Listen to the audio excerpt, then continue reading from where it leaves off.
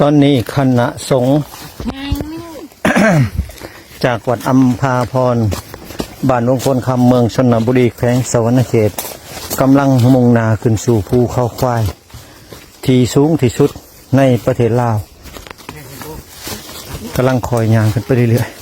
ๆสาธุสาธุสาธุทุกท่านเห็นคลิปแล้วก็อย่าลืมกดไลค์กดแชร์เอาบุญน้ำเจ้าหน่อยในเด้อให้กำลังใจเจ้าหน่อยนี่สาธุสาธุตอนนี้กำลังพักผ่อนอยู่ที่ภูเขาคุยกำลังย่างไปเรื่อยๆสมณีแต่ละองค์ถือว่าแข็งแกร่งแข็งแรงเมื่อยกับพักนักกะว่างทำจิตใจให้ว่างจะพบทางแห่งความสุขไปพักไปเรื่อยๆสาธุสาธุสาธุสาธุสาธุสาธุพักชั้นเขาตอนนี้ถือว่าคณะสงฆ์วัดอัมพาพรบ้านหลวงพลคำเมืองชนบุรีแขวงสวรรณเขตได้ย่างจริกธุดงค์ ขึ้นภูเขาคุยขึ้นภูเขาคุยขึ้นไปปฏิบัติธรรมอยู่ที่ภูเขาคุยอีกหนึ่งเพราะว่าเด็กย่างบูชาพระสังฆราชเล่าเฮาจบสิ้นแล้วก็เลยขึ้นภูเขาคุยต่อ ภารกิจในการย่างบูชาพระสังฆราชเล่าองค์ที่6สำเร็จเสร็จสิ้นก็เลยช่วงนี้กำลังขึ้นภูเขาคุยอีกขึ้นไปปฏิบัติธรรมอยู่ที่ภูเขาคุย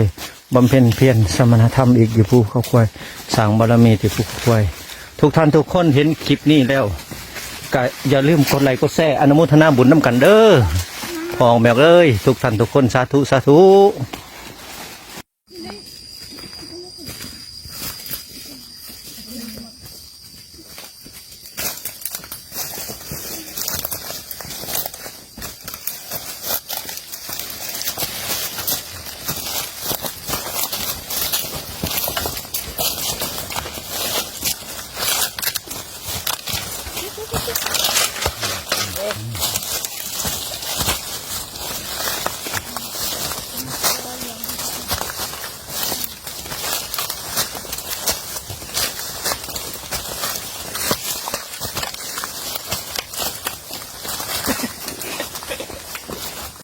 บันทึกการเดินทาง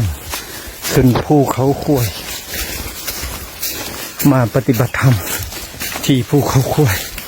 ลึกลับซับซ้อนเมื่อยล้า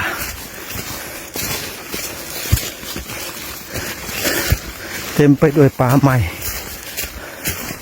หลากหลายและก็เสียงนกห้องจุเจียจุเจียถึงต้นไม้ทุกท่านทุกคนเห็นคลิปนี้แล้วก็กดไลค์กดแชร์เอาบุญเจ้าหน่อยเด้อที่มีความภาคเพียรพยายามบุกบืนสู่ส่วนขึ้นมาสร้างบารมีที่ภูเขาคุย